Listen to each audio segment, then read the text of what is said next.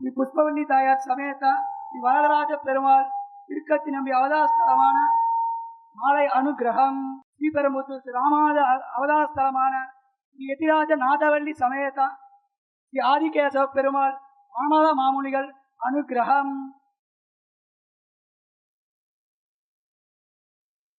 சீரராஜ் செல்வம் போல் சேர்க்கவே என் ஆசான் வீரராகவருக்கு புகழ். அகலகில்லேன் இறையும் என்று அலர்மேல் மங்கை உரை மார்பா, நிகரில் புகழாய் உலகமூன்றுடையாய் என்னை ஆழ்வானே, நிகரில் அமரர் மொழிக்கணங்கள் விரும்பும் திருவேங்கடத்தானே, புகழொன்றில்லா அடியேன் உன் அடிக்கீழ் அமர்ந்து புகுந்தேனே. நகரி ஸ்ரீ கல்யாணராமன் திருக்கோவில் நிர்வாகிகளே, இங்கிருந்து புதுச்சேரிக்கு வந்து என்னை தனிப்பட வற்புறுத்தி அழைத்து இங்கு பேச ஏற்பாடு செய்த நண்பர் திரு பார்த்தசாரதி அவர்களே, அவர்தம் நண்பர் குழாம் பெருமக்களே, இங்கு அமர்ந்துள்ள ஸ்ரீ பாகவத சிரேஷ்டர்களே, ஆண்டாள் கோஷ்டியினரே, உங்கள் அனைவரையும் வணங்குவதில் பெருமைப்படுகிறேன். இன்னைக்கு நான் எதை பற்றி பேசுறது அப்படின்னு கேட்டபோது, ஒரு தலைப்புன்னு ஒன்று வேணுங்கிறதுக்காக ராமரும் ராமானுஜரும்னு போட்டுக்கலாம் அப்படின்னு போட்டுக்கிட்டு, முக்கியமாக நீங்கள் பேச வேண்டியது பாகவத அவச்சாரம் பற்றி அப்படின்னு திரு சாரதி அவர்கள் சொன்னார்கள். பாகவத அபச்சாரம்னா என்னென்னு முதல்ல தெரியணும் இல்லையா? ஒரு விருந்துக்கு கூப்பிட்ருக்காங்க, அங்கே வந்து வாங்க உங்களுக்காக நாங்கள் விசேஷமாக புலாவ் புட்டிங் செஞ்சுருக்கோம் அப்படின்னா, புலாவ் புட்டிங்னா என்னென்னு தெரியணும்ல, என்னென்னே தெரியாமல் எப்படி சாப்பிட போவாங்க? அதுபோல் பாகவத அபச்சாரம்னா என்னென்னா, பகவானுடைய அடியவர்களுக்கு அவர்களை பற்றி குறைவாக பேசுதல், நினைத்தல். இறை அடியவர்களை பற்றி குறைவாக நினைத்தல், பேசுதல், இதுதான் பாகவத அபச்சாரம்னு சொல்கிறது. பகவானுடைய அடியவர்கள்னால் யார் அப்படின்னு ஒரு கேள்வி. இப்போ வீடுகளில் வந்து அட்ரஸ் போட்டிருக்கிற மாதிரி பாகவதர்கள் அப்படின்னு சொல்லி ஒவ்வொரு வீட்லேயும் நேம் போர்டு போட்டிருக்குமா? அது இல்லை. பகவானுடைய அடியவர்கள் யார் அப்படிங்கிறதுக்கு பலரும் பலவிதமாக விளக்கம் கொடுத்திருக்கிறார்கள்.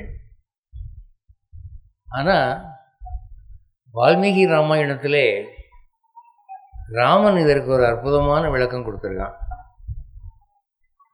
அந்த வால்மீகி ராமாயணத்திலிருந்து ஒரிஜினல் அந்த தமிழ் மொழிபெயர்ப்பு ஒரு 10 வரி உங்களுக்கு படித்து காட்டுறேன். அப்போ பாகவத அபச்சாரம்னா என்ன அப்படிங்கிறத நம்ம விளங்கிக்கலாம். ராமாயணத்தில் எந்த பகுதி இப்போ நான் படிக்க போகிறேன் அப்படின்னா, ராமராவண யுத்தம் முடிந்து விட்டது, ராவணன் செத்து போயிட்டான்.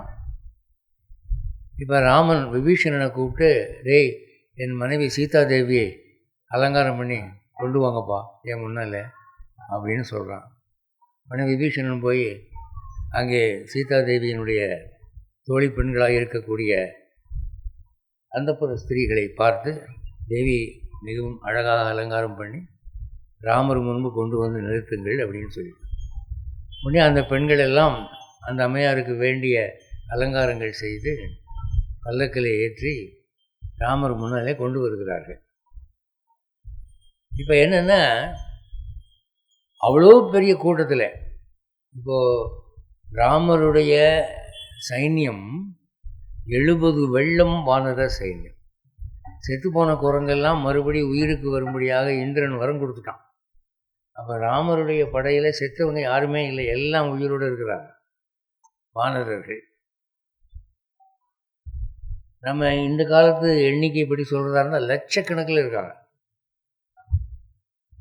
அவ்வளோ பெரிய கூட்டத்தில் பெண் என்று எடுத்துக்கொண்டால் ஒரே ஒரு பெண் சீதை தான், எல்லாம் ஆம்பளைங்க தான். இப்போ அந்த மாதிரி சந்தர்ப்பத்தில் இன்றைக்கி இருக்கிற ஒரு பெண்மணியை விட்டால் வரவே மாட்டேன்பா, எல்லாம் ஆம்பளை பையலாக இருக்கானுங்க, இங்கே என்ன வர சொல்லுங்க. ஆனால் ராமனுடைய கட்டளையாச்சே, அதனால் அந்த அம்மா வர்றாங்க. பல்லக்க விட்டு இறங்கி வரும்போது அங்கே கூட்டமாக இருந்த அந்த வானரர்கள், ஏய் சீதாதேவி வர்றாடா, சீதாதேவி வர்றாடான்னு ஒரே சென்சேஷன். இந்த நடிகர் ரஜினிகாந்த் வர்றாருன்னா உடனே செய்தி பரவிடும்ல. அப்போ அந்த வானரர்கள்லாம் என்ன நினைக்கிறாங்க, எந்த பெண்ணுக்காக நாம் இவ்வளவு நாள் சண்டை போட்டோமோ, எந்த பெண்ணுக்காக நாம் உயிரெல்லாம் கொடுத்தோமோ, அந்த பெண் யாருன்னு பார்க்க வேண்டாமா, இது நாள் வரைக்கும் நான் பார்க்கலையே என்று எல்லாருக்குமே ஆர்வம். அதனால் இந்த வானரர்கள்லாம் என்ன பண்ணுறாங்க, ஒருத்தர் தோள் மேலே ஒருத்தர், அவர் தோள் மேலே இன்னொருத்தர், அவர் தோள் மேலே இன்னொருத்தர், இப்படி குரங்கு தூண்கள், ஒவ்வொரு தூண்லையும் 100 பேர் ஏறி எட்டிக்கிட்டு எங்கே சீதைன்னு பார்க்குறான். அப்போ விபீஷணன் இருக்கானே, அவன் என்ன நினைக்கிறான், ஏண்டா ஒரு கல்யாணமான பொண்ணை இத்தனை பேர் முண்டி அடிச்சுக்கிட்டு பார்க்குறாங்க, சரியான காலிப்பல்ல இருப்பாங்க போல் இருக்கு என்று சொல்லி, டேய் எல்லாம் எட்டி போங்க, மகாராணி வந்திருக்கிறாங்க, இவ்வளோ கிட்ட வர்றீங்க அப்படின்னு சொன்னால் யாரும் கேட்குற மாதிரி இல்லை. விபீஷணனை யாருமே மதிக்கலை. விபீஷணனுக்கு கோபம் வந்துருச்சு. உடனே என்ன பண்ணால் தன்னுடைய உதவியாளர்களை கூப்பிட்டு, டேய் ஆளுக்கு ஒரு பெரம்பு எடுத்து சாத்துங்கடாதுங்க அப்படின்னு. உடனே எல்லாம் பெரிய பெரிய பெரம்பு எடுத்து, ராட்சசருக்கு தானே அடிக்கிறது சொல்லிக் கொடுக்கணுமா, போட்டு விளாட்னு விளாசி தள்ளிட்டாங்க. விபீஷணன் தன் பலம் கொண்ட மட்டும் அந்த குரங்குகளை முதுகலையும் மூஞ்சிலையும் அடித்து, போங்க சனியங்களா அந்த பக்கம், ஒரு பொம்பளையை பார்க்குறதுக்கு இவ்வளவா போட்டவங்களுக்கு அப்படின்னு அடித்து விரட்டுறான். அப்போ அந்த வானரர்கள்லாம் என்ன பண்ணுறாங்க, ஐயோ அவங்க ராட்சசனுடைய அடி தாங்குவாங்களா, சாதாரண மலைவாழ் குரங்குகள் தானே, ஐயோ ராமான்னு கத்திக்கிட்டு எல்லாம் எகிரி போய் விழுகுது. அதை பார்த்த ராமர் மனம் வருந்துகிறார். அவருக்கு என்ன வருத்தம்னா, இவன் குரங்குகள் நினச்சிட்டு அடிக்கிறானா, இல்லை பொம்பளைகளை பார்க்க வந்தாருங்கன்னு அடிக்கிறானா, இல்லை இவன் தான் யோகின்னு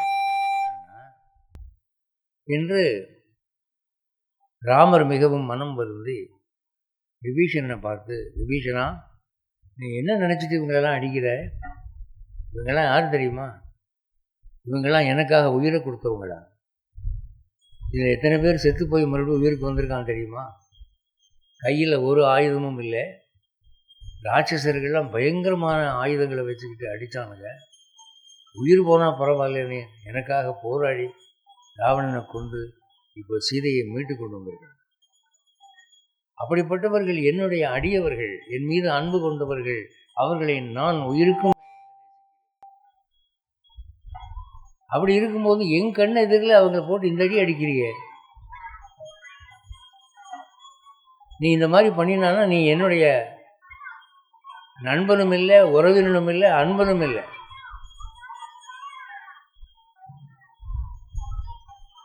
என்று அதட்டுகிறார். இதை பார்த்து விபீஷணன் பயந்து போயிட்டான். அவன் என்ன நினைச்சான், இந்த வானரர்களெல்லாம் நான் கட்டுப்படுத்தின போது நான் ஒரு சேவை செய்கிறதா நினச்சி ராமர் பாராட்டுவார், ஏன்னா அவர் மனைவியை பார்க்குறதுக்கு இத்தனை பேர் முண்டி அடிச்சுக்கிட்டு வர்றாங்க, நான் போய் கண்ட்ரோல் பண்ணேன், அதில் அவர் சந்தோஷப்படுவார்னு நினச்சான். ஆனால் ராமர் இப்படி பேசுவார்னு அவன் நினைக்கல. இந்த இடத்துல தான் பாகவத அபச்சாரம் என்றால் என்ன என்பதை ராமர் காட்டுகிறார். அந்த பகுதியை இப்போ நான் படிக்கிறேன். சம்ஸ்கிருதத்தில் வால்மீகி எழுதினதை அப்படியே தமிழில் மொழிபெயர்த்து கிருஷ்ணாச்சாரிய சுவாமி போட்டிருக்க, அதை கேளுங்க.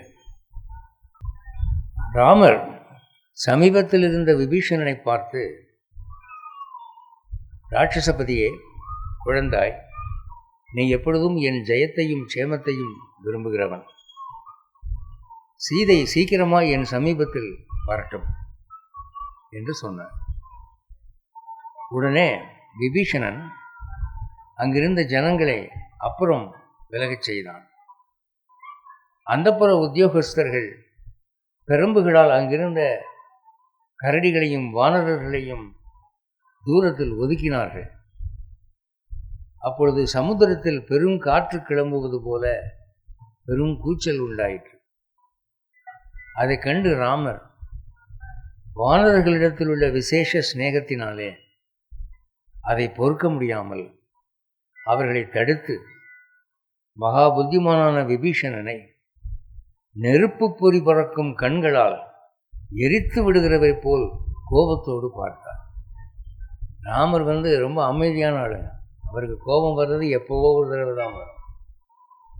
அவர் கண்ணு ரெண்டு விரித்து பார்த்தாராம். அது எப்படி இருந்துச்சான், அவங்கள வெறும் பார்வையாலேயே எரிச்சிடுற மாதிரி பார்த்தாராம். அந்த வினாடி வரைக்கும் விபீஷணனை பார்த்து நீ என்னுடைய தம்பின்னு சொல்லிக்கிட்டு இருந்தார். விபீஷணனை இந்த சண்டையிலே செய்த உதவிக்கு நன்றின்னு சொல்லிக்கிட்டு இருந்தார். இப்போ அது விபீஷணனை எரிக்கிற மாதிரி பார்த்தாராம். விபீஷணனை நெருப்பு பொறி பறக்கும் கண்களால் எரித்து விடுகிறதை போல் கோபத்தோடு பார்த்தார். விபீஷணா, நான் இருப்பதை கொஞ்சம் கூட லட்சியம் செய்யாமல் இப்படி இவர்களை அடிக்க துணிந்தாய் அல்லவா? போதும், நிறுத்து. இவர்களை யார் என்று நினைத்தாய்?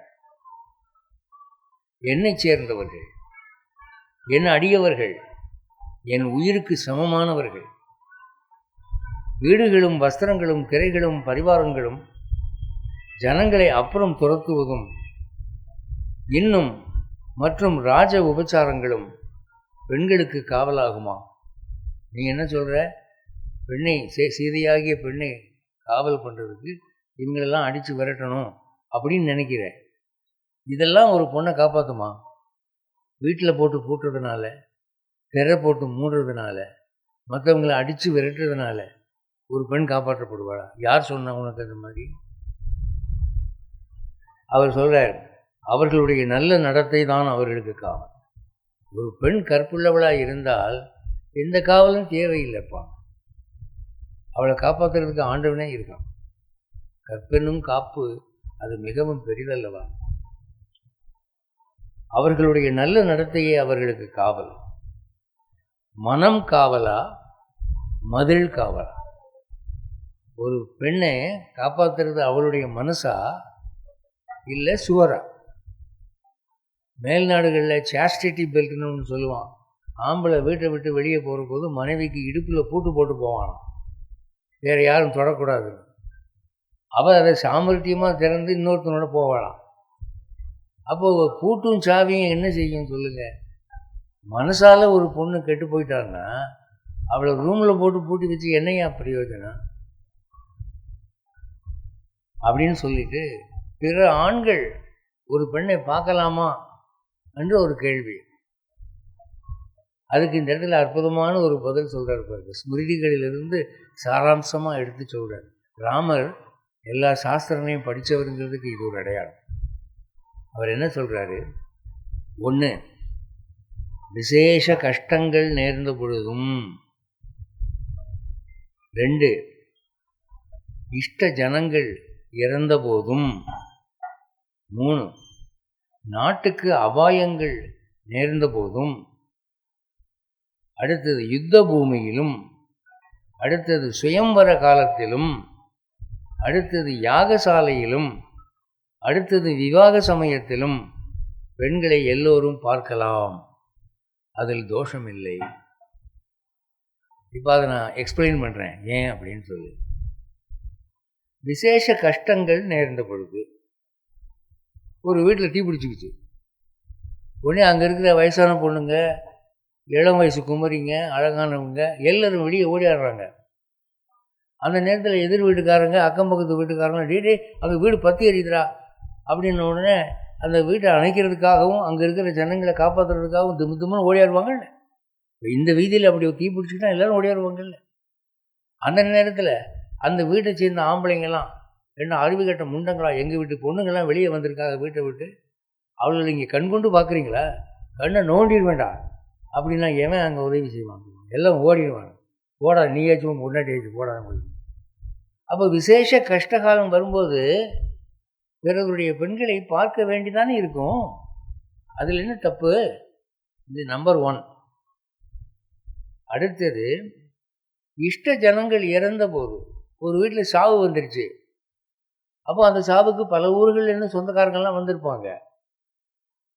அந்த சாவுக்கு அழுகிற போது 18 வயசு பொண்ணும் அழுவா, 30 வயசு பொண்ணும் அழுவா, எல்லோரும் அழுதுகிட்டு இருப்பாங்க. அந்த நேரத்தில் ஐயோ பொண்ணுங்களை ஆம்பளைங்களாம் பார்க்குறாங்களேன்னா சாவு வீட்டில் வந்தால் பார்க்கதையா செய்வாங்க. அப்போ சாவு வீட்டுக்கு பெண்கள்லாம் வரக்கூடாதுன்னு சொல்லி சட்டம் போட்டுருக்காங்க. இது என்ன அறிவுக்கட்டணமாக இருக்குது? அப்போ ராமர் சொல்கிறாரு, இஷ்ட ஜனங்கள் இறந்த பொழுது பிற பெண்களை பார்க்கலாம். நாட்டுக்கு அபாயம் நேர்ந்த பொழுது, நாட்டு திடீர்னு எதிரி நாட்டு வந்து படையெடுத்து வந்துடுச்சு, சோல்ஜர்ஸ்லாம் வர்றானுங்க, வீட்டை தீ வச்சு கொளுத்துறானுங்க. அப்போ பெண்கள்லாம் அந்தல் சந்தல் இப்படி அப்படி தானே ஓடுவாங்க. அவங்கள மற்ற ஆண்கள் காப்பாற்ற தானே செய்வாங்க. அப்போ அங்கே போய் ரூல்ஸ் பேசிகிட்டு இருக்க முடியுமா? இப்போ ஒரு டாக்டர் இருக்கார், ஒரு பொண்ணு வந்து ஃபயர் ஆக்சிடெண்ட்டில் மாட்டி உடம்பு வச்சுட்டாங்க. அப்போ அந்த பொண்ணுக்கு சேலையை தூக்கி விட்டு அங்கே அடியில் மருந்தெல்லாம் போட்டு ட்ரீட்மெண்ட் கொடுக்க தான் செய்வார். அப்போ டாக்டர் பார்க்கக்கூடாது, டாக்டர் தொடரக்கூடாதுன்னா அது எங்கே வைத்தியம் பார்க்குறது? ப்ராக்டிக்கல் இல்லையே அது. அடுத்தாப்புல யுத்த பூமியில் வீரர்கள் இறந்த உடனே இறந்து போனவர்களுடைய மனைவிமார்கள் வந்து அவங்க மேலே விழுந்து அழுவாங்க, ஐயோ போயிட்டேன்னு சொல்லி. அப்போ அந்த நேரத்தில் அழகான பெண்கள்லாம் வந்து அழுத தான் செய்வாங்க. அப்போ பெண்களை பார்க்கக்கூடாது, செத்து போன கணவனை தேடி யுத்த பூமிக்கு பெண்கள் வரக்கூடாது சொல்ல முடியுமா? முடியாது. சுயம்பர காலத்தில் சுயம்பரம்னு ஒன்று வச்சுருந்தோம் அந்த காலத்தில். அது ராஜாக்களுக்கு மட்டும் உண்டு.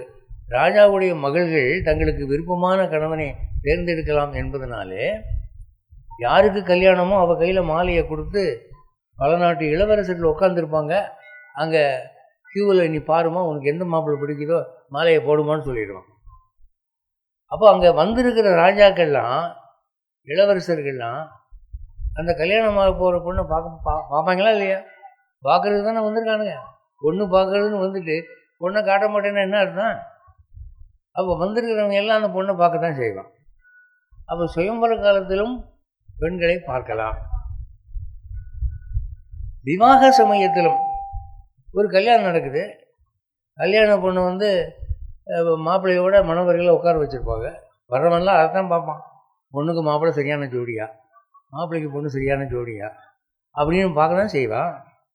யாரும் பொண்ணை பார்க்கக்கூடாது, பொண்ணு இருக்கிற இடத்துல மட்டும் ஸ்க்ரீனை போடு, மாப்பிள்ளையை மட்டும் பார்த்துட்டு போங்க அப்படின்னு சொன்னால் அந்த கல்யாணம் நடக்குமா? சொல்லுங்கள். விவாக காலத்திலே பார்க்கலாம். அது மட்டும் இல்லை, பல கல்யாணத்தில் கலந்து கொள்ள வந்திருக்கிறவன் அங்கே வந்திருக்கிற பொண்ணுகளை சைடு ஒரு கூட்டம் வரும். இன்னாரு மக வந்திருக்காடா பாரு, இவளை தான் பேசிகிட்டு இருக்காங்க பெரியவங்க, உனக்கு பிடிக்குதான்னு சொல்லு, எஸ்னா இன்றைக்கே முடிச்சிடலாம் அப்படின்னு மற்ற பெண்களை பெண் பார்க்குறதும் அங்கே நடக்கும். நான் அந்த மாதிரி பல இது கேள்விப்பட்டிருக்கேன். என் மனைவியை நான் முதல் இன்னார் வீட்டு கல்யாணத்தில் தாங்க பார்த்து நான் புரோக்கர் மூலமாக விசாரித்த அந்த பொண்ணு யாரோட மக அப்படின்னு நான் ரொம்ப பெருமுயற்சி பண்ணி கட்டிக்கிட்டேன் அப்படின்னு சொல்லுவாங்க. இது நடக்கத்தானே செய்யும். கல்யாணத்தில் பெண்கள் ஆண்கள் அனைவரும் கலந்து கொள்ளும் வைபவம் அல்லவா? இப்படியெல்லாம் சந்தர்ப்பத்தில் ஸ்திரீகளை பார்க்கலாம் என்று சாஸ்திரம் சொல்லுது. இப்போது சீதை வந்திருக்கா, அவளுக்காக உயிரை கொடுத்து சண்டை போட்டவங்க இவங்கள்லாம் ஒரு உரிமையில் பார்க்குறாங்க. தன்னுடைய மகள் என்று நினைத்து பார்க்கிறார், தன் சகோதரி என்று நினைத்து பார்க்கிறார். இவள் இப்போது யுத்த பூமிக்கு வந்திருக்கிறாள், மேலும் என் சமீபத்தில் இருக்கிறாள். அடுத்து நான் பக்கத்தில் இருக்கிறேன், அவள் கணவன் நான் பக்கத்தில் இருக்கிறேன்ல, நான் பக்கத்தில் இருக்கும்போது எந்த பையன் அவளை தொட முடியும்? எவன் அவகிட்ட வந்து சேட்டை பண்ண முடியும்?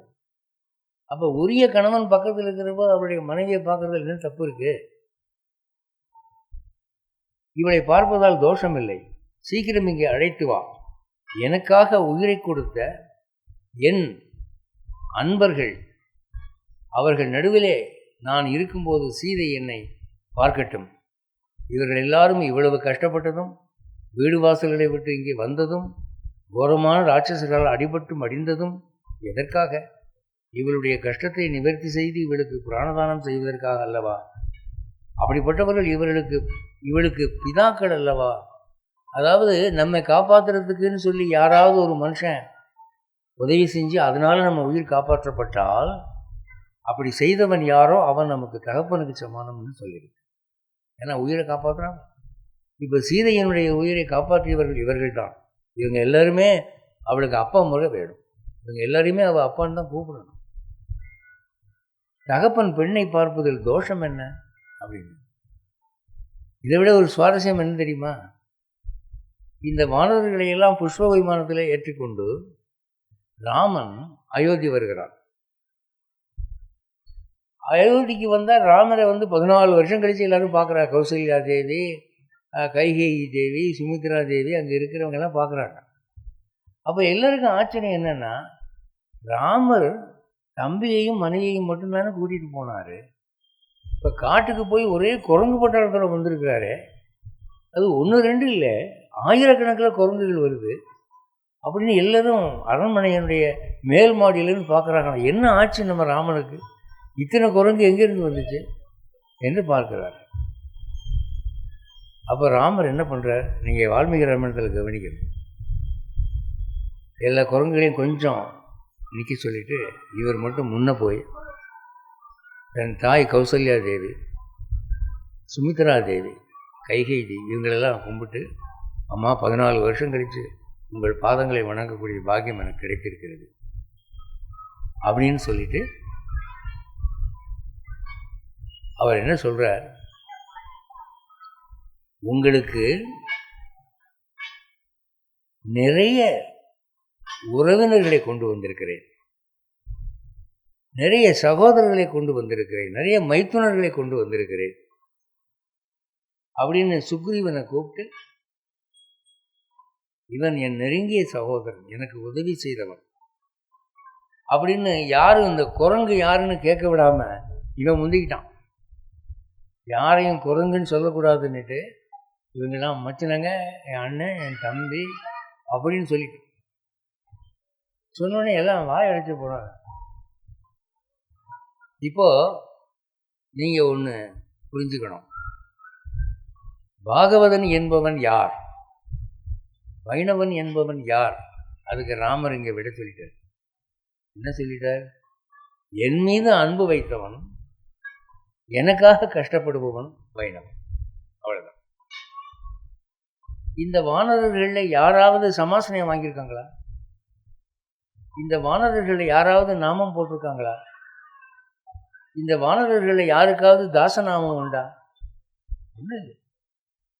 ஆனால் அவர்களை அவன் அடியவர்கள், அன்பர்கள் என்று சொல்லுவான். நீங்கள் வியாக்கியானத்தில் இந்த வானரர்களை பற்றி எழுதும்போது எப்படி எழுதுகிறாங்க தெரியுமா? வானர முதலிகள் அப்படின்னு எழுதுங்க. முதலினா என்னன்னா உத்தமமானவர்கள்னு, சிஷ்யர்கள்னு. நாம தான் குரங்கு குரங்குன்னு சொல்லிக்கிட்டு இருக்கோம். இப்போ நான் குரங்குன்னு தான் சொல்லிக்கிட்டு இருக்கேன், நீங்களும் குரங்குன்னு தான் கேட்குறீங்க. அப்படி சொன்னால் தான் உங்களுக்கு புரியுங்கிறதுக்காக நான் சொல்லிக்கிட்டு இருக்கேன். ஆனால் அங்கே ராமாயணத்திலே அவர்கள் அடியவர்களாக, பாகவதர்களாக, வைணவர்களாக ராமனால் கருதப்படுகிறார்கள். அப்போ அவர்களுக்கு செய்யப்படும் தீங்கு பாகவத அபச்சாரம். அப்போ இதிலிருந்து நம்ம முக்கியமாக தெரிந்து கொள்ள வேண்டியது என்ன அப்படின்னு சொன்னால், வைணவம் என்பது என்ன, இதை விளக்கக்கூடிய ஒரு புஸ்தகம் ஸ்ரீவச்சன பூஷணம் என்று சொல்லப்படுவது. அது ரகசிய கிரந்தம் என்று சொல்லுவார்கள். இதில் முக்கியமாக சில வாக்கியங்கள் நான் எடுத்து சொல்லி விளக்குறேன். ஸ்ரீவச்சன பூஷணத்தில் 190வது சூக்தி. அது என்ன சொல்லுதுன்னா, நாம ரூபங்களை உடையராய் பாகவத விரோதம் பண்ணி போருமவர்கள் தத்தப்படம் போலே, அதாவது வைஷ்ணவன் இன்னாரு அப்படின்னு தெரிஞ்சுக்காம, நான் தான் நாமம் போட்டிருக்கேன், நான் தான் திருமண் காப்பு அணிஞ்சிருக்கேன், நான் தான் உத்தம வைணவன் என்று ஒருத்தனை குறைவாக நினச்சிங்கன்னா அவங்கெல்லாம் எதுக்கு சமம்னு சொல்கிறார்? தத்தப்படம் போலே. ஒரு காஞ்சிபுரம் பட்டு சேலை இருக்குது, அது அப்படியே நெருப்பில் வெந்து போச்சு. வெந்து போன பிறகு கூட அந்த புடவை அப்படியே மடிப்பு கலையாமல் இருக்கும் பார்க்குறதுக்கு. ஆனால் கிட்ட போய் அப்படின்னு ஊதுங்க, சாம்பல் பறந்துடும். அப்போது பார்ப்பதற்கு புடவை போலே ஆனால் பயன்பாட்டுக்கு சாம்பலாக இருக்கக்கூடியது. அதனால் என்ன பிரயோஜனம்? அதனால் நீங்கள் வைணவர்களை பற்றி இப்படி குறைவாக நினச்சிங்கன்னா எரிந்து போன பட்டுப்புடவை போல நீங்கள். உங்களுக்கு நெற்றியில் நாமம் இருக்கும், பேசுகிறது பரிபாஷையாக இருக்கும், தாசநாமம் இருக்கும். ஆனால் ஒரு உண்மையான வைணவனை நீங்கள் தரக்குறைவாக நினைத்து விட்டீர்கள், பேசிவிட்டீர்கள் அப்படின்னு சொல்லுதுங்க. அதை விளக்குறார் அடுத்த சுத்தியில். மடி புடவை வெந்தால் உண்டையும் பாவும் ஒத்து கிடக்கும், ஆனால் காற்றடித்தவாறே பறந்து போம். புடவை அப்படி மடிப்பு கலையாமல் இருக்கும், ஆனால் காற்றடிச்சா பறந்து புஷ்ஷுன்னு போயிடும். அதுபோல் பாகவதர்கள் அபச்சாரம் பண்ணுகிறவர்கள் அவர்கள் அடியவர்கள் இல்லை, அவர்கள் பெயருக்கு மாத்திரம் அடியவர்கள் என்பதை அப்படி ஒரு உயர்ந்த கருத்தினாலே சொல்லுகிறார். அடுத்து 192 ஈஸ்வரன் அவதரித்து பண்ணின ஆணை தொழில்கள் எல்லாம் பாகவத அபச்சாரம் பொறாமை என்று ஜீயர்களை செய்யும். ஒரு ஆச்சாரியர் சொன்னாரா, பகவான் எதுக்காக அவதாரம் எடுத்தான்? ராமனா பிறந்தான், கிருஷ்ணனா பிறந்தான் அப்படின்னா, ஒவ்வொரு அவதாரத்திலும் பாகவதர்கள் வைணவர்கள் இறையடியவர்களுக்கு துன்பம் நேர்ந்த போது அந்த துன்பத்திலிருந்து அவர்களை காப்பாற்றுவதற்காக தான் அவதாரம் பண்ணி. ராமாவதாரம் எதுக்காக எடுத்தான்? ராவணன் முனிவர்களையும் நல்லவர்களையும் அடியவர்களையும் தொல்லை கொடுத்தான், அவனை அழிக்கிறதுக்கு. கிருஷ்ணாவதாரத்தில் அதே மாதிரி துரியோதனாதியர்கள் நல்லவர்களாகிய பாண்டவர்களை துன்புறுத்தினால், தப்பு பண்ணாங்க, அவங்களை அழிக்கிறதுக்காக வந்தான். எல்லா அவதாரத்திலுமே அடியவர்களுக்கு துன்பம் செய்கிறவரை அழிப்பதற்குத்தான் பகவான் அவதாரம் எடுத்தார். அப்போ அந்த பாகவத அபச்சாரம் என்ற ஒரு குற்றம் நமக்கு வரக்கூடாது. பாகவத அபச்சாரம் தான் அநேக விதம். 194 சொல்ற பாகவத அபச்சாரம் பல வகைப்படுங்க. ஒருத்தனை அடித்தா தான் அபச்சாரம்னு இல்லை, மனசால குறைவாக நினைச்சாலே ஒன்றும் இல்லை. திருப்பானாழ்வார் எடுத்துக்கங்க. திருப்பானாழ்வார் தாழ்த்தப்பட்ட இனத்தை சேர்ந்தவர். அவர் பிறந்த ஜாதியிலே அவர் காலத்திலே அவருக்கு யாரும் சமாஸ்திரம் பண்ணி வச்சிருக்க மாட்டாங்க, எந்த ஆச்சாரியரும் முன் செய்ய மாட்டாங்க. அதனாலே அவர் தோற்றத்தில் மற்றவங்க மாதிரி தான் இருப்பார். அவருக்கு பிரமாதமான தாசநாமம்லாம் ஒன்றும் கிடையாது. அவர் இங்கே காவிரி படுகையிலே படுத்து கிடந்த போது பெருமாளுக்கு ஜலம் முழுவதற்கு இடைஞ்சலாக இருக்குன்னு சொல்லி லோகசாரங்க முனி என்ற ஒரு உத்தமமான பிராமணர் கல்லை விட்டு எறிஞ்சார். கல்லை விட்டு எறிஞ்சாருன்னா சும்மா அவருடைய கவனத்தை திருப்புறதுக்காக அப்படி லேசாக விட்டு எரியல. குரு பரம்பரை பிரபாவத்தில் என்ன போட்டிருக்கு? மண்டை உடைந்து ரத்தம் கொட்டிச்சான் அப்படின்னா என்ன அடி அடிச்சிருப்பாரு? கல்லை எடுத்துக்கிட்டு அடி ஓங்கி அடிச்சிருக்காரு. அப்போ பெருமாள் பார்த்தா, இவன் என்ன நினச்சிக்கிட்டு இருக்கான்? இவன் தான் உயர்ந்த ஜாதி, கைங்கரியம் பண்ணக்கூடிய தொழில் பார்க்குறான், இவன் இவனும் ஒரு தாழ்த்தப்பட்ட ஜாதிக்காரன்ற ஒரு வெறி தானே இது என்று சொல்லி சன்னதிக்கு வந்தேனே அவனை முதுகில் தூக்கி வச்சு சுற்றி வா, அதான் அவனுக்கு பனிஷ்மெண்ட்டுன்றார். இவர் என்ன ஜாதி, அவர் என்ன ஜாதி?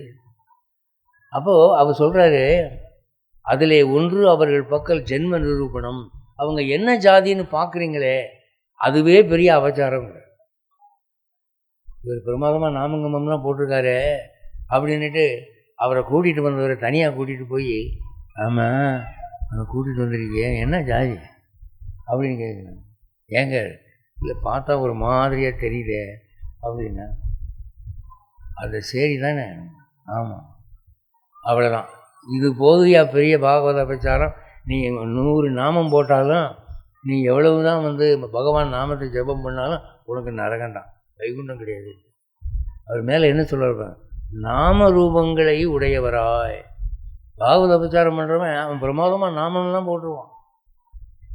அதே மாதிரி பேரும் தாசநாமம் வச்சுருப்பான். வடிவத்தில் பார்த்தா ஏவோன் வைஷ்ணவனாக இருப்பான். ஆனால் பாகவத அபச்சாரம் என்ற ஒரு குற்றம் மனசில் இருக்க அவனுக்கு, அவன் என்ன ஆவான்? அவனுக்கு மோட்சம் இல்லை, அவன் நரகத்துக்கு தான் போவான்.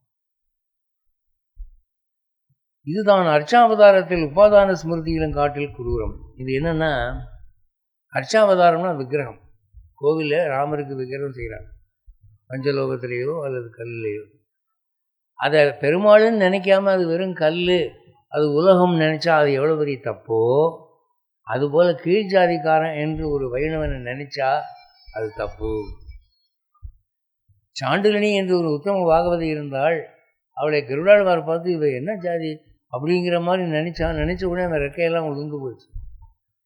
மறக்க முடியல நான் என்ன செய்யறதுன்னு கத்திக்கிட்டு இருந்தபோது நாரதர் அங்கே வந்தார். நீ சாண்டுலினியை பற்றி குறைவாக நினைத்தாய், அதனால் இந்த தண்டனை பகவான் கொடுத்துட்டான், நீ இப்போவே போய் மன்னிப்பு கேளு, மனசார உனக்கு ரெக்க வந்துடும். அதன்படி அவன் பச்சாத்தாபப்பட்டான், அவனுக்கு இறகைகள் முளைத்தன. அப்போது ஒருத்தனுடைய ஜாதி என்ன என்று நாம் இடப்படக்கூடாது. அத்தை மாத்ருவாணி பரீட்சையோடு ஒக்கும் என்று சாஸ்திரம் சொல்லும். இப்போ தாயும் பெண் தான், தாரமும் பெண் தான். ஆனால் தாயை ஒரு பெண்ணாக நினச்சிட்டா அது எவ்வளோ பெரிய அபச்சாரம். அது மாதிரி ஒரு உத்தம பாகவதனை அவனுடைய ஜாதியை வச்சோ தோற்றத்தை வச்சோ தப்பாக இடப்படக்கூடாது என்று சொல்கிறார். இந்த பாகவத அபச்சாரம் என்பதை பற்றி இவ்வளவு விளக்கமாக நாமெல்லாம் அறிந்து கொள்வதற்கு காரணமானவர் யார் அப்படின்னா, இப்போ நான் படித்த ஸ்ரீவச்சன பூஷணம் எழுதியது பிள்ளைலோகாச்சாரியார். அந்த பிள்ளைலோகாச்சாரியார் ராமானுஜ சம்பிரதாயத்தில் வந்தவர். இந்த ராமானுஜர் யார் அதை நம்ம தெரிஞ்சுக்கணும். முதல்ல ராமானுஜர் என்பவர் ராமாவதாரத்திலே ராமனுக்கு தம்பியாக இருந்த லக்ஷ்மணன். அவர் தான் பின்னால் ராமானுஜராக பிறக்கிறார். ஆதியிலே ஆதிசேஷனாக பார்க்கடலிலே பகவானுக்கு ஒரு படுக்கை துணிவனாக இருந்தவன் ஆதிசேஷன். அவன் தான் லக்ஷ்மணனாக பிறக்கிறான். அவன் தான் ராமானுஜராக பிறக்கிறான். இந்த ராமானுஜர் எதுக்கு பிறந்தார் அப்படின்னா, இந்த மாதிரி சாஸ்திர ரகசியங்கள்லாம் எல்லாருக்கும் தெரியணுங்கிறதுக்காக, அதை விட பகவானுக்கும் மக்களுக்கும் ஒரு நல்ல பாலமாக அமைய வேண்டும் என்பதற்காக. ராமானுஜர் காலம் வரை சாஸ்திர ரகசியமெல்லாம் சாதாரண மக்களுக்கு தெரியாது, மறைச்சி வச்சுருவாங்க, சொல்ல மாட்டாங்க. எதையுமே ஊடகமாக சொல்லுவார்கள், மறைமுகமாக சொல்லுவார்கள். நாம் அதை புரிஞ்சுக்கணும். இந்த வேத ரகசியங்களை பலருக்கும் சொல்லாமல் வைத்திருந்தனாலே ஆன்மீகம் நலிந்து கொண்டு வந்தது. அந்த நேரத்தில் இந்த ராமானுஜர் அந்த ரகசியங்களை திருக்கோஷ்டியூர் நம்பி போன்ற ஆச்சாரியர்களிடம் கற்றுக்கொண்டு திருக்கோஷ்டியூர்லேயே எல்லாருக்கும் சொன்னார். திருக்கோஷ்டியூர் நம்பி என்ன சொன்னார், இதை யாருக்கும் சொல்லக்கூடாதுன்னு சத்தியம் வாங்கிட்டு சொல்லி கொடுத்தார். இவர் அந்த ஊர்லேயே எல்லாருக்கும் பப்ளிக்காக ரிலீஸ் பண்ணி விட்டார். என்ன சொன்னார், குருவனுடைய வாக்கியத்தை நான் மீறினேன், இதனால் நான் நரகம் போவேன். நான் ஒருவன் நரகம் போவதனால இவ்வளவு பேர் மோட்சம் போவார்கள் என்று சொன்னார். அப்போ நம்ம கஷ்டப்பட்டாலும் பரவாயில்ல, மற்றவங்க நல்லா இருக்கணும்னு நினைக்கிற மனுஷவர். அப்பேற்பட்ட ஒரு மகான் காரே கருணை ராமானுஜா என்று இரக்கத்துக்கு ஒரு உருவமாக இருந்தார். ஸ்ரீரங்கத்திலே நம்பெருமாளை சேவித்த போது அவர் நம்பெருமாளை பார்த்து ஒரு வரம் கேட்டார். என்ன வரம் கேட்டார்னா, நான் எங்கே போனாலும் பெரிய கூட்டம் என் பின்னாலேயே வருது. இவங்கெல்லாம் என்ன நினைக்கிறாங்கன்னா, நான் உனக்கு ரொம்ப அணுக்கமானவன், நான் உங்ககிட்ட ஏதோ வாங்கி கொடுத்துருவேன் அவங்களுக்கு நினைக்கிறாங்க. எனக்கு அவ்வளோ சக்தி இல்லை, என்னால் முடியாது. ஆனால் நீ மனசு வச்சா முடியும். பெருமாளே, யாரெல்லாம் என்னை நேசிக்கிறார்களோ, யாரெல்லாம் என் பேரை சொல்கிறாங்களோ, யாரெல்லாம் என்னுடைய சிஷ்யன்னு சொல்லிக்கிறாங்களோ, அவங்க எல்லாருக்கும் உன்னுடைய கருணை வேண்டும். நீ அவங்களுக்கு மோட்சம் கொடுக்கும், செய்வியான்னு கேட்டபோது பெருமாள் இவர் காதுக்கு கேட்குற மாதிரி உரத்த குரல்ல, கட்டாயம் தருவோம், உன் சிஷ்யர்கள் அனைவருக்கும் மோட்சம் உண்டு, உன் ஆள்கள் எல்லாரும் என் ஆள்கள் தான் அப்படின்னு சொல்லிட்டார். அதை இவர் தன்னுடைய சிஷ்யர்களுக்கு சொன்னபோது, நிஜமாவா பெருமாள் அப்படியா சொன்னாரு அப்படின்னு கேட்டாங்க. ஏயா நான் பொய் சொல்லுவேனாயா, தைரியமாக எழுதியார். அதை கதியத்திரயம் என்ற நூலிலே இந்த சரித்திர சம்பவம் எழுதப்பட்டிருக்கிறது. ராமானுஜர் நமக்காக பிரார்த்தனை பண்ணினார். இந்திய நாட்டிலே தோன்றிய எத்தனையோ வைதிக மகான்கள் செய்யாத ஒரு காரியத்தை ராமானுஜர் மட்டுமே செய்தார். இந்த நாட்டிலே சங்கராச்சாரியார் இருந்தார், மத்வாச்சாரியார் இருந்தார், இன்னும் பெரிய பெரிய மகான்கள்லாம் இருந்தார். யாருமே என்னுடைய சிஷியனுக்கெல்லாம் மோட்சம் வேணும்னு கேட்குது. யாருக்கு தகுதியோ அவங்களுக்கு மோட்சம் கொடு, அதோடு சரி. இவர் தான் தகுதி இருக்கோ இல்லையோ, என் ஆளுங்க வந்துட்டால் நீ கொடுத்துடணும் அப்படின்னு சொல்லி. இதனால என்ன ஆச்சுன்னா, ராமானுஜருடைய பெயரை சொன்னால் மோட்சம் உறுதி என்ற கருத்து ஊரெங்கும் பரவிவிட்டது. ஒரு சின்ன சம்பவம், உண்மை சம்பவம் ஒன்று சொல்கிறேன். என்னன்னா, ராமானுஜருடைய மடத்துக்கு ஒரு அம்மா பால் தயிர் ஊற்றிக்கிட்டு இருந்துச்சு. அந்த அம்மாவுக்கு தும்பையூர் கொண்டி அம்மாள்னு பேர். கொண்டினா இங்கும் அங்கும் அலைபவள்னு அர்த்தம். அதாவது வீட்டில் உட்காந்து தயிர் விற்காம தலைமையில் கூடையை வச்சுக்கிட்டு வீதி வீதியாக போய் தயிர் வேணுமா மோர் வேணுமா அப்படின்னு விற்கிறதுங்களுக்கு கொண்டின்னு பேர். கொண்டி அம்மாள்னா அந்த மாதிரி அலைஞ்சு தயிர் விற்கிறவங்க. இந்த அம்மா மாதந்தோறும் மடத்துக்கு பால் ஊற்றும். மடம்னா சும்மா இல்லைங்க, 5 பேர் 6 பேர் இல்லை. ராமானுஜர் மடத்தில் ஏகப்பட்ட பேர் சாப்பிட்டுக்கிட்டு இருந்தாங்க. அவருடைய சிஷ்யர்களுக்கெல்லாம் அவர் தான் சாப்பாடு போட்டார், தன் செலவில் தான் போட்டார். பெரிய பெரிய பணக்காரனெல்லாம் பணத்தை கொண்டு கொட்டுவான் அவர் காலடியை. அப்படி மடத்து நிர்வாகம் நடந்துச்சு. அந்த நிர்வாகத்தை பூரா முதலியாண்டான் பார்த்துக்கிட்டு இருந்தார். அப்போ என்னாச்சுன்னா, ஒரு 2 மாதத்துக்கு பால் பணம் கட்ட முடியல. ராமானுஜரால் பால் பணம் கட்ட முடியல, செலவு அதிகமாக போச்சு, வரவு கம்மியாக போச்சு. சரி, சாமியார் மடம் தானே அப்படின்ட்டு அந்த மாதிரி விட்டுருச்சு. 3வது மாதம் பணம் கேட்கையில், இப்போவும் வசதி இல்லைம்மா, அடுத்த மாதம் பார்க்கலாம் அப்படின்னு அந்த அம்மாவுக்கு, என்ன சாமி, நான் இந்த பணத்தை வச்சு தான் நான் வாழ்க்கை நடத்திட்டு இருக்கேன், நீங்கள் கடன் மேலே கடன் சொல்லிகிட்டு இருக்கிறீங்க, பெரிய பெரிய ராசா மகன்லாம் இங்கே வந்து காலில் விழுந்து கிடக்குறான், உங்கள்கிட்டயா காசு இல்லை சாமி அப்படின்னு கேட்டுச்சு. உடனே முதலியாண்டான் என்ன பண்ணார், நேராக போய் ராமானுஜர்கிட்ட, சாமி கயிறுக்காரி சண்டை போடுறா, பேலன்ஸ் கேட்குறா காசு அப்படின்னு. ஏன்யா பொட்டியில் பணம் இல்லையா? இந்த சாமி மளிகைக்கே கடன் வாங்கிட்டு இருக்கிறேன் அப்படின்னு. அப்படியா, சரி அப்படின்னு அந்த அம்மா அவங்க வர சொல்லு. பேர்காரம்மா, சாமி கூப்பிட்றாரு போ அப்படின்னாங்க. இது உடனே போய் நின்றுச்சு. ராமானுஜர் எப்படி இருப்பார்னா, அவர் கண்ணை நேரில் நீங்கள் பார்க்க முடியாது, அப்படி கம்பீரமாக இருப்பார். அவர் விக்கிரகத்தை பார்த்துருக்கீங்களா? ராமானுஜர் விக்கிரகத்துக்கு ஸ்ரீபெரும்புதூர் உட்காந்துருப்பார். என்ன கம்பீரம், அப்படி உட்காந்துருப்பார். ஆமா என்ன பணம் வேணுமா அப்படின்னு இவர் கேட்ட தோரணையில்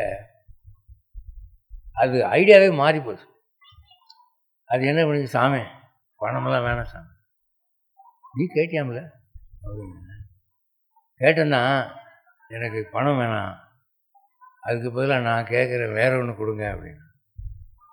எல்லோரும் பார்த்தா, என்ன வேற ஒன்று கேட்குறாரு, என்னது மடத்தில் தேங்காய் கேட்குறாரு, என்ன செய்தி, என்ன வேணும் அப்படின்னா, எனக்கு மோட்சத்தில் இடம் வேணும் சார். நான் மோட்சத்தில் இடம் கொடுக்குறேன்னு யார் சொன்னா உனக்கு அப்படின்னு. ஊரில் எல்லோரும் பேசிக்கிறாங்க, வைகுண்டத்தில் எனக்கு ஒரு இடம் வேணும், எனக்கு இந்த பால் பணமெல்லாம் வேணாம். அப்போ ராமானுஜர் என்ன சொன்னார், சரி நான் பெருமாள்கிட்ட சொல்கிறேன், நீ செத்த பிறகு உனக்கு வைகுண்டத்தில் ஒரு இடம் கிடைக்கும் அப்படின்னு. அப்போ அந்த அம்மா, எப்படி சொன்னால் என்ன சாமி அப்படி, வேறு எப்படி சொல்கிறேன்னா, ஒரு ஓலையில் சாசனம் எழுதி கொடுங்க, இன்றைக்கி டேட்டு போட்டு எனக்கு வைகுண்டத்தில் ஒரு சீட்டு உண்டு அப்படின்னு நீங்கள் எழுதி கொடுங்க. உடனே அவர் அன்றைக்கி வருஷம் மாதம் தேதி போட்டு, இந்த மாதிரி திருக்கோஷ்டியூர் நம்பி சிஷ்யனாகிய ராமானுஜன் எழுதி கொண்டது, இந்த கடிதத்தை கொண்டு வரும் அம்மையாருக்கு வைகுண்டத்தில் ஒரு இடம் தர வேண்டும் அப்படின்னு கீழே ராமானுஜன் எழுதி போட்டு, இந்தா அப்படின்னு கொடுத்தாரு. அது வாங்கிட்டு பேசாமல் போக வேண்டியதானே. அது என்ன பண்ணிச்சு, இதை எங்கே கொண்டு கொடுக்கணும், யார்கிட்ட காமிக்கணும்னு கேட்டு அடுத்த கேள்வி. இது என்ன கவர்மெண்ட் ஆஃபீஸருங்க உட்காந்துருக்கான் கவுண்டர் போட்டு, இதை கூட நீட்டின உடனே அவன் வந்து சாப்பு குத்தி கொடுக்குறதுக்கு. எல்லோரும் ஏமா எழுதி கேட்டதே பெருசு, கொடுத்துட்டாரு உன் மேலே உள்ள இறக்கத்தில், போக வேண்டியதானே பேசாமல் அப்படின்னா, அதெல்லாம் இல்லை சாமி, நமக்கு எல்லாம் கை மேலே வேணுங்க அப்படின்னு. உடனே ராமானுஜர் பார்த்தா, நீ போய் நேராக திருப்பதிக்கு போய் அவன் ஏழுமலையாக இருக்கான் இல்லையா, அவன்கிட்ட கொண்டு காட்டு அப்படின்னு. அந்த மூலவர் இப்படி போட்டுக்கார நாமம் இங்கெல்லாம் வச்சுருப்பார், அது சாமி தானே, ஆமாம், போய் காட்டே கொடுத்துருவாரு. சரி சாமி அப்படின்ட்டு காசை பற்றி ஒன்றும் பேசாமல் கிளம்பிடுச்சு. கிளம்புனது இப்போ வீட்டுக்கு போகலை, நேராக திருப்பதிக்கு போச்சு. கீழ் திருப்பதிக்கு போய் மேல் திருப்பதி ஏறிச்சு. முதல் மலை, ரெண்டாவது மலை, மூணாவது மலை ஏறும்போது பெருமாள் பார்த்தார், காலில் செருப்பு கூட இல்லாமல் முன்னாடி வர்றா, கஷ்டப்படுறாளேன்னு. ஒரு வாலிப வேடம் பூண்டு எம்பெருமான் இறங்கி வந்தான். இந்த அம்மா 3 மலை ஏறுனா அவன் 4 மலை இறங்கிட்டான். அங்கே இறங்கி இந்த அம்மாவை சந்திக்கிற மாதிரி, இந்தாம்மா யாரும்மா அது, என்னது இந்த வெயிலில் எங்கே போயிட்டு இருக்க அப்படின்னா, இந்த திருப்பதி சாமியை பார்க்கணும். இருக்கு ஒரு வேலை, என்ன வேலை சொல்லு அப்படின்னா, ஒரு கடுதாசி அதை கொடுக்கணும். யார் கொடுத்தா? ராமானுஜர் கொடுத்தாரு. என்ன இருக்குது கடுதாசியில், கொண்டா அப்படின்னா, கொடுக்குறேன், திருப்பி கொடுக்குறீங்கள படிச்சுட்டு அப்படின்னு. கொடுமா. ஓ ராமானுஜன் சொல்லியிருக்கேண்ணா, அதுக்கு என்ன கொடுத்துட்டா போச்சு, உனக்கு கொடுத்தாச்சுமா, இடம் வைகுண்டத்தில் இடம் கொடுத்தாச்சு அப்படின்னு சொன்னால், அந்த வினாடி அந்த வாலிபன் மறைந்தான். இந்த அம்மா செத்து விழுந்துச்சு, அங்கேயே வைகுண்டம் போயிடுச்சு. இந்த சம்பவம் எழுதப்பட்டிருக்கிறது, ரெக்கார்ட் பண்ணியிருக்காங்க. அப்போ ராமானுஜருக்கு பெருமாள் என்ன சத்தியம் பண்ணி கொடுத்தார்? நீ யார் மேலே பிரியமாக இருக்கிறியோ அவங்களுக்கு மோட்சம் உண்டுன்னு சொன்னார். அது நடைமுறையில் நடந்துருச்சா இல்லையா? அவர் காலத்திலேயே நடந்துருச்சா இல்லையா? இப்படியெல்லாம் பல அதிசயங்கள் நடந்தது. அப்படிப்பட்ட ராமானுஜரை பற்றி யாரென்றே தெரிந்து கொள்ளாமல் இருக்கிறார்கள் இந்த உலகத்தில். அது ரொம்ப வருத்தத்துக்குரிய ஒரு விஷயம். பெருமாள் உங்களுக்கு நல்லது செய்கிறாரோ இல்லையோ, ராமானுஜர் நிச்சயம் செய்யும். அதான் இப்போ சாரதி மற்றவர்கள்ட்ட சொல்லிக்கிட்டு இருந்தேன், நீங்கள் பெருமாள்கிட்ட ஒரு வரம் வாங்குறத விட ராமானுஜர்கிட்ட ஒரு வரம் ஈஸியாக வாங்கிடலாங்க. ஏன்னா அவர் நம்ம போல கஷ்டப்பட்டவர், மனிதனாக இருந்து கஷ்டப்பட்டவர். மனித லோகத்தில் என்ன கஷ்டங்கிறது அவருக்கு தெரியும். ரொம்ப இறக்கப்பட்ட மனுஷன். அதனால இந்த ராமானுஜருடைய பெயரை சொன்னாலே மோட்சம் என்கிற ஒரு கருத்து பரவியது. அப்போது என்னாச்சுன்னா, ராமானுஜருடைய சீடர்களில் திருவரங்கத்தமுதனார்னு ஒருத்தர் இருந்தார். அவர் என்ன பண்ணார், ஒரு 108 பாட்டு, அந்த பாட்டில் ஒவ்வொரு பாட்டிலையும் ஒரு தடவை ராமானுஜர் பேர் வர்றாப்புல வச்சு ராமானுஜர் 102 புத்தகம். அந்த 100 பாட்டையும் நீங்கள் சொன்னீங்கன்னா 100 தடவை அவர் பேரை சொல்லித்தான் ஆகணும். அதில் அந்த மாதிரி அமைச்சிருக்கிறார். அதை அமைச்ச உடனே அதை பார்த்துட்டு எல்லோரும் என்ன சொன்னாங்க, காயத்ரி மந்திரம் சொன்னால் எப்படி மோட்சம் கிடைக்குமோ அதுபோல் பிரபத்தி சரணாகதி பண்ணுகிறவர்களுக்கு இதை சொன்னால் மோட்சம் கண்டிப்பாக கிடைக்கும்யா, அதனால் இது பிரபன்ன காயத்ரி அப்படின்னு சொன்னாங்க. அப்போது என்னாச்சு, இந்த நூல் வெகு பிரசித்தமானது. எல்லோரும் மனப்பாடமாக சொல்ல ஆரம்பிச்சிட்டாங்க. இதை சொன்னவர்களுக்கெல்லாம் முக்தி ராமானுஜனுடைய சம்பந்தத்தினாலே, ராமானுஜனுடைய கருணையினாலே. ஒரு சம்பவம், ஒரு வைணவ பாடல்களை பாடக்கூடிய ஒரு பாடகர், என்னுடைய நண்பர், அவர் இந்த ராமானுஜன் 102 ராகம் போட்டு பாடி கேசட்டை வெளியிட்டிருக்கார். அதை கேட்டுட்டு ஒரு விவசாயி நிலம் உழுகிற போது அந்த பாட்டை அந்த மாதிரி ராகமாக பாடிக்கிட்டு உழுதுட்டுருக்கான். அப்போ அந்த பக்கமாக ஒரு பட்டாச்சாரியார், கோயில் பட்டாச்சாரியார் நடந்து வர்றார். அவர் கோயிலுக்கு அர்ச்சகம் பார்க்குறவர். இப்போ பாடுறதை கேட்டுட்டு அப்படியே நின்றுட்டார். இந்த ராமானுஜன் 102 இவ்வளோ அழகாக பாடுறாங்க. கொஞ்சம் நேரம் ஆனவுடனே அவருக்கு கோயிலுக்கு போகணுமே நினைப்பு. உடனே அந்த வயலில் சேத்துலையும் சகஜலையும் நெடுஞ்சாங்கடையாக விழுந்த அந்த விவசாயியை கும்பிட்டுட்டு போனார். இந்த பாட்டை இன்னைக்கு கேட்டேன், எனக்கு வைகுண்ட நிச்சயம் என்று சொல்லி வணங்கி விட்டு போனார். அந்த விவசாயி அந்த பாடகரிடம் சொல்லி அந்த பாடகர் என்னிடம் அதை சொன்னார். அதனால நீங்கள் இந்த ராமானுஜ 102 என்ற ஒரு நூல் 4000 அது ஒரு சிறு பகுதி தான்.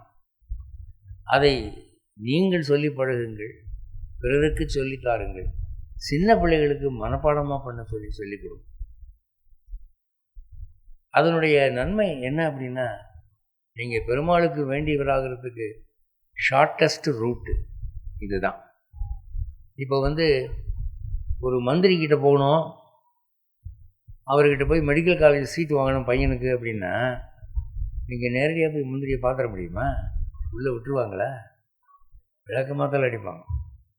அப்போ நீங்கள் என்ன பண்ணணும், அவர் எலெக்ஷனில் ஜெயிக்கிறதுக்கு யார் ரொம்ப பாடுபட்டார்னு பார்க்கணும். அப்படிப்பட்ட அவருடைய அணுக்க நண்பரை போய் பார்க்கணும். அவர் வீட்டுக்கு சும்மா போகக்கூடாது. போகும்போது ஒரு அட்டடப்பானைய கேக்கு, ஒரு முழு பலாப்பழம், ஒரு தார் வாழைப்பழம், திருநெல்வேலி அல்வா 1 கிலோ எல்லாம் வாங்கிக்கிட்டு போய், ஐயா வணக்கம், என்னையா இதெல்லாம்னா, கோயிலுக்கு போகிறபோது சும்மா போகலாங்களா? சாமி உங்களை பார்க்குறதுக்கு வந்திருக்கேன், அனுகிரகம் பண்ணணும். என்னையா வேணும்? என்ன பெரிய பெரிய வசனம்லாம் பேசுறியே அப்படின்னு. இந்த மாதிரி ஒரு காரியம் உங்கள் மந்திரி ஐயா கிட்ட ஆக வேண்டியிருக்கு, நீங்கள் தான் மனசு வைக்கணும், இல்லாட்டி எனக்கு நடக்காது அப்படின்னோடனே, சரி நான் பேசி பார்க்குறேன், என்ன சொல்கிறாருன்னு தெரியல, 2 நாள் கழித்து வா அப்படிம்பாரு. அதுக்கப்புறம் 2 நாள் கழித்து வந்தால் இவர் அதுக்குள்ளே பேசியிருப்பார். அவர் மந்திரி என்ன சொல்லியிருப்பார், சீட்டு கொடுக்கலாம், அதை பற்றி ஒன்றும் இல்லை, நம்ம வாடிக்கையெல்லாம் நமக்கு தெரியுமில்ல, அதை சொல்லி வை அப்படின்னு. சரி, அவர் வந்தவுடனே, அப்பா ஒரு பேப்பரில் ஒரு சின்ன எழுத்தில் எழுதி, இது முடியுமா அப்படின்னு கேட்பார். சரிங்க, அப்போ சீட்டு உண்டு போ. அப்போ உங்களுக்கு மெடிக்கல் காலேஜ் சீட்டு வாங்குறதுக்கு நீங்கள் அமைச்சரை நேரில் பார்க்க வேண்டியது இல்லை, இப்படி போகணும், போனால் ஈஸியாக கிடைக்கும். ராமானுஜர் தான் அவர். ராமானுஜர்கிட்ட போனீங்கன்னா உங்களுக்கு பெருமாள்கிட்ட ஈஸியாக காரியங்கள் நடக்கும். ஏன் அப்படின்னு சொன்னால், ராமானுஜரை போல கருணை உள்ளவரை பார்ப்பது அரிது. ராமானுஜரை போல ஒரு தீர்க்க ஞானம் உள்ளவரை பார்ப்பது அரிது. ராமானுஜர் ஆதிசேஷனுடைய அவதாரம் என்று சொல்வதற்கு 17 சாட்சிகள் இந்த குரு பரம்பரை பிரபாவத்தில் எழுதப்பட்டிருக்கின்றன. அதில் முக்கியமாக ஒன்று என்ன அப்படின்னா, ஒரு கிராமத்தில் ஒரு பையன், ஒரு 10 வயசு பையன், ஊமை, வாய் பேசாத ஊமை. அவன் திடீர்னு காணாமல் போயிட்டான். பிறகு சில பேர் சொன்னாங்க, அவன் காவிரி ஆற்றுல விழுந்து செத்து போயிட்டான் நீச்சல் தெரியாமல் என்று ஒரு செய்தி வந்தது. என்ன ஆச்சுன்னா, அவன் வாய் பேசாத ஊமை, அவனுக்கு வாய் பேச முடியும். ஒரு நாள் ராமானுஜருக்கு உற்சவம் எடுக்கிறாங்க. ராமானுஜரை பல்லக்கில் ஏழை பண்ணி உற்சவம் எடுக்கிறாங்க. அப்போ அந்த பையன் அங்கே வந்தான். ஸ்ரீமதே ராமானுஜாய நமக அப்படின்னா, டேய் ஊமை பையன் பேசுகிறான்டா அப்படின்னு எல்லோரும், டேய் எங்கடா போயிருந்தேன் இவ்வளோ நாளா அப்படின்னா, நான் பூமியை விட்டு போய் ரொம்ப நாள் ஆச்சு, நான் வைகுண்டம் போயிருந்தேன். வைகுண்டம் போயிருந்தியா? அங்கே என்ன விசேஷம் அப்படின்னா, அங்கே ஆதிசேஷன் சீட்டு காலியாக இருக்குது, அங்கே ஆதிசேஷனை காணோம். என்னன்னு கேட்டால், அவர் பூமிக்கு போயிருக்காரு ராமானுஜருங்கிற பேரில் அப்படின்னு சொன்னாங்க. அதனால அவர் பார்க்குறதுக்கு வந்தேன். அப்போ இவர் தான் ஆதிசேஷனா? ஆமாம் அப்படின்னு சொன்னால் எல்லோரும் டேய் இந்த ஊமை பையன் பேசுகிறான் பாருங்கடான்னு சொல்லி திரும்பி பார்த்தா அந்த பையனை காணோம், மறைந்து விட்டான். அப்போ ஊமை சிறுவன் வைகுண்டத்திலிருந்து தோன்றி இப்படி ஒரு சாசனம் சொல்லிவிட்டு போயிடுது. அப்போ ராமானுஜர் ஆதிசேஷன் என்பதற்கு உள்ள 17 சாட்சிகளில் இது ஒரு முக்கியமான சாட்சி. இன்னொரு சாட்சி சொல்கிறேன்.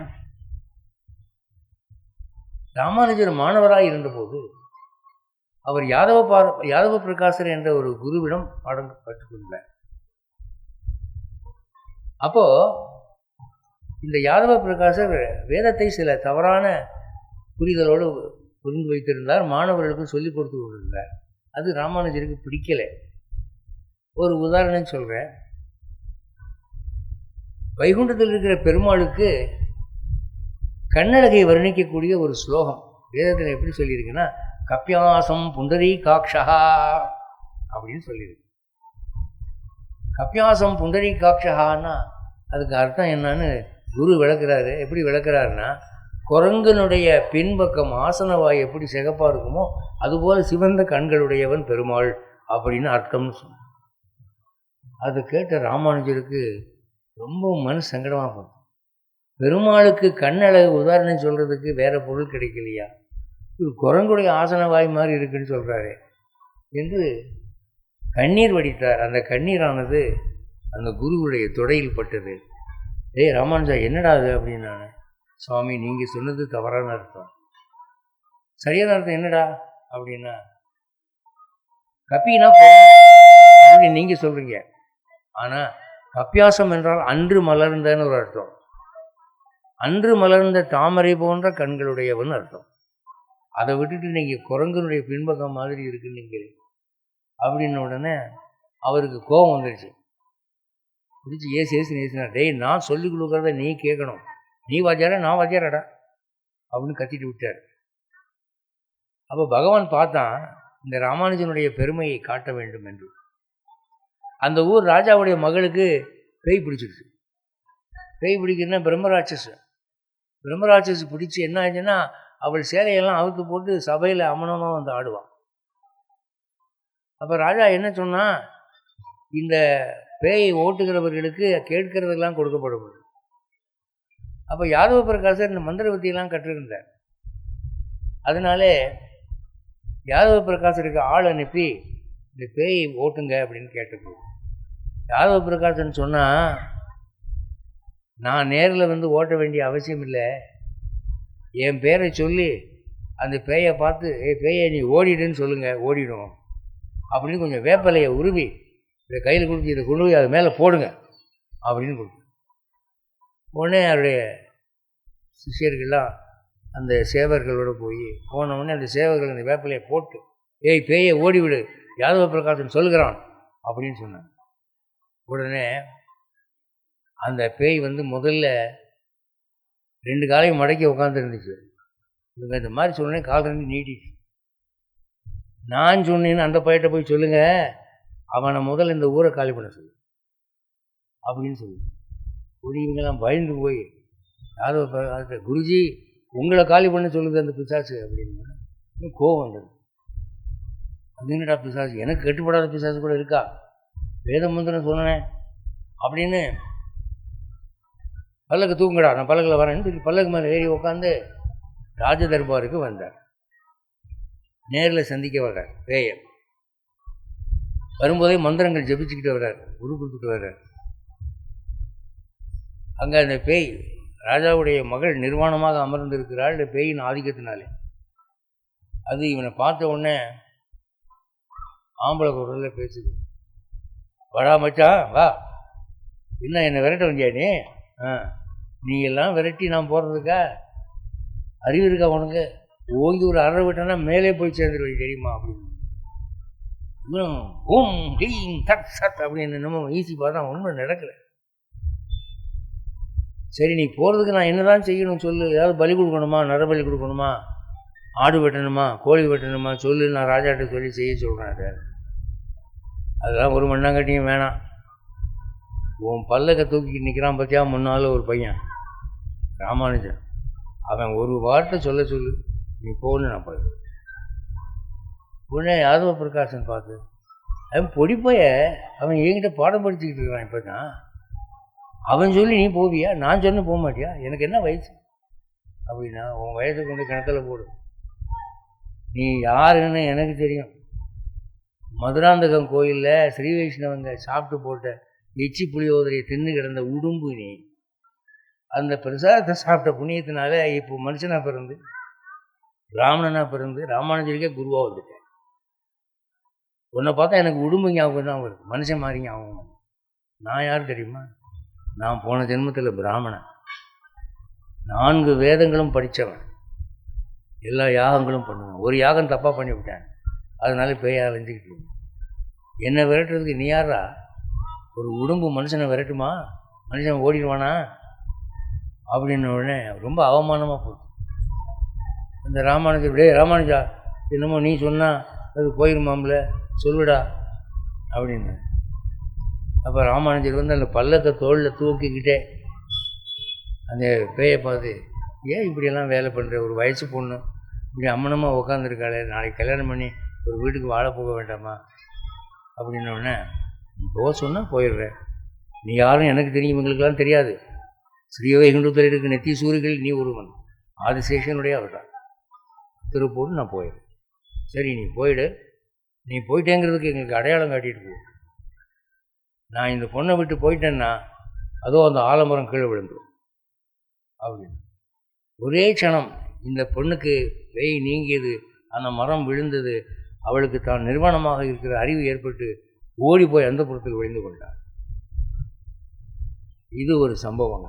ராமானுஜர் யார் அப்படிங்கிறதுக்கான சம்பவம். நீங்கள் ராமானுஜருடைய வாழ்க்கை வரலாற முழுதுமாக படித்தீங்கன்னா ரொம்ப சுவாரஸ்யமான சம்பவங்கள் நிறைய. ஒரு தடவை என்னாச்சுன்னா, நூற்றுக்கணக்கான சமணர்கள் இவரோடு வாதம் பண்ணினார்கள். ஒரே சமயத்தில் 10 பேர் கேள்வி கேட்குறது, ஏன்னு கத்துறது. அப்போ இந்த மாதிரி சத்தம் போட்டு என்னை பயமுறுத்தலாம்னு நினைக்கிறாங்கன்னு சொல்லிட்டு சிஷ்யர்களை கூப்பிட்டுட்டே ஒரு ஸ்க்ரீன் போடுறா அப்படின்னு. ராமானுஜர் இந்த பக்கம், ஸ்க்ரீன் நடுவில், அந்த பக்கம் அந்த கேள்வி கேட்குற சமணர்கள். அப்போ என்னென்னா, ஒரே சமயத்தில் நூற்றுக்கணக்கான சமணர்களுடைய கேள்விகளுக்கும் பதில் சொன்னார். அந்தந்த கேள்வி கேட்குறவனுக்கு அந்தந்த பதில் மட்டும் போய் கேட்கும், மற்றவனுக்கு அது கேட்காது. அந்த மாதிரி ஒரே சமயத்தில் அத்தனை பதில்களை சொல்லி அனைவரும் வாயடைத்து போனார்கள். அது எப்படி இவரால் முடியுது என்று அந்த திரையை விலக்கி பார்த்தார்கள். அங்கே ராமானுஜர் இல்லை, ஆதிசேஷன் படுத்தது. 1000 தலைகளோடு ஆதிசேஷன் படுத்தது. இது ஒரு சாட்சி. 17 சாட்சிகள் இன்னும் நிறைய இருக்குது. அதை சொல்ல ஆரம்பித்தேன்னா மலைகளை வந்துருமா, எனக்கு பயமாக இருக்குது. அதனால் எனக்கு கொடுக்கப்பட்ட நேரம் முடிந்து விட்டது. உங்களுக்கு இறுதியாக சொல்லக்கூடிய கருத்து என்னவென்றால், ராமானுஜருக்கு இந்த ராமர் கோவிலில் ஒரு சின்ன சன்னதி, ஒரு சின்னதான விக்கிரகம், பெருசாக இல்லாட்டி ஒரு சின்னதான ஒரு விக்கிரகம் வச்சு பூஜை பண்ணுங்கோ. ராமானுஜர் நூற்றாண்டாதி சின்ன புஸ்தகம்தான். வசதி உள்ளவங்க ஒரு 100 காப்பி இலவசமாக எல்லாருக்கும் ஆளுக்கு ஒரு காப்பி கொடுங்க. சித்திரை மாதம் திருவாதிரை நட்சத்திரம் ராமானுஜருடைய நட்சத்திரம். அன்றைக்கி ராமானுஜருக்கு சக்கரை பொங்கல் வச்சு எல்லாருக்கும் விநியோகம் பண்ணுங்க. ஒரு நாளைக்கு ஒரு தடவையாவது ராமானுஜருடைய பேரை சொல்லுங்கள். ராமானுஜருடைய படம் உங்கள் வீட்டில் இருந்தால் செல்வம் குளிக்கும், எல்லாம் நல்லதாக நடக்கும், பேய் பிசாசு அண்டாது. அடுத்து ஜாதகத்தில் நாகதோஷம்னு ஒன்று சொல்லுவாங்க. அதாவது ராகு கேது என்ற 2 சாயா கிரகங்கள் தோஷமாக அமைஞ்சிட்டா அது நாகதோஷம்னு சொல்லுவாங்க. காலசர்ப்பதோஷம்னு ஒன்று இருக்குது. அதுக்கு நாகதேவதைக்கு போய் பூஜை பண்ணணும்னு சொல்லுவாங்க. சில பேருக்கு கனவுல அடிக்கடி நாகப்பாம்பு வரும், சில பேருக்கு பகல்லையே வரும். அதுக்கெல்லாம் பரிகாரம் ராமானுஜர் தான். ஏன்னா ராமானுஜர் தான் நாகராஜன், ஆதிசேஷன், அங்கேருந்து வந்தவர் தான். அவருக்கு ஒரு பத்தி ஏற்றி வைங்க, நின்று போயிடும். நான் சொல்லி பலருக்கு நடந்திருக்குது. நாகப்பாம்பு டெய்லி வருது சாமி கனவில், நான் என்ன பண்ணுறதுன்னு தெரியல, இதை செய்யுங்க அப்படின்னு. இல்லை சில பேர் சொல்கிறாங்க பாம்பு புத்துக்கு பால் வைக்கணும்னு சொல்கிறாங்க அப்படின்னு. பால் வைக்கலாம், அதில் இவன் பூசாரி எடுத்து குடிச்சிட்டு போயிடுறான், அதனால் எங்களுக்கு மனசாகலை அப்படின்னு. அந்த வேலையெல்லாம் வேணாம், நீங்கள் ராமானுஜருக்கு பற்றி வைங்கன்னு. சரியாக போச்சு. அதனால் ராமானுஜருக்கு ஒரு பற்றி வைங்க, நாகதோஷம் தீர்ந்து போகும், ஜாதக தோஷம் எல்லாம் தீர்ந்து போகும். பெருமாளுடைய உலகத்திலே உங்களுக்கு ஒரு என்ட்ரி டிக்கெட் இப்போவே அட்வான்ஸ் புக்கிங் ஆகி போகும். அது அப்போதைக்கு இப்போதைக்கு சொன்னேன்னு அணியரங்கத்து அம்மானேன்னு ஒரு ஆழ்வார் சொன்னார். சாகும்போது நான் ஒன்றும் நினைக்க மாட்டேங்க, அந்த நேரத்தில் மூக்கு அடைச்சிக்கும், வாய் அடைச்சிக்கும், பேச முடியாது. ஆனால் இப்போவே சொல்லி வச்சுட்டேன், அந்த நேரத்தில் நீங்கள் என்னை கூட்டிகிட்டு போகணும். அது மாதிரி ராமானுஜருக்கு இப்போவே அட்வான்ஸ் புக்கிங் பண்ணிவிடுங்க. உங்களுக்கும் உங்கள் குடும்பத்துக்கும் க்ஷேமம் இம்மைக்கும் நல்லது, மறுமைக்கும் நல்லது என்று கூறி இந்த அரிய வாய்ப்பை நல்கிய இந்த நகரி வாழ் ஊர் பெருங்குடி மக்களுக்கும் நண்பர் திரு பார்த்தசாரதி அவர்களுக்கும் இதுவரை பொறுமையாக செவிமடுத்த உங்களுக்கும் நன்றி கூறி விடைபெறுகிறேன். ஜெய் ஸ்ரீமன் நாராயண்.